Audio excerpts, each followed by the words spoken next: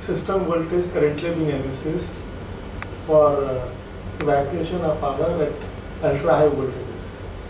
The logic behind the use of ultra high voltages is that generation of power can be shifted instead of load centers to places the availability of potential energy, like northeastern region of India or the Himalayan region of India, where the hydropower energy potential is there, or where the coal pit heads are there, or at the coastal places where the availability of imported coal is there.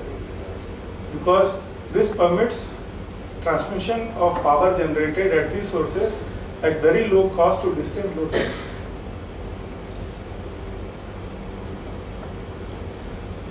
This system is being developed under the aegis of PGCIL, that is Power Grid Corporation of India Limited.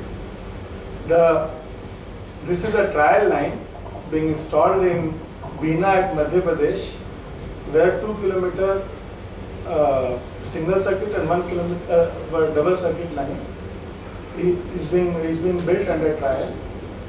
And major landmark decision this Power Grid has taken is that only the indigenously manufactured product will be installed on this trial line. Any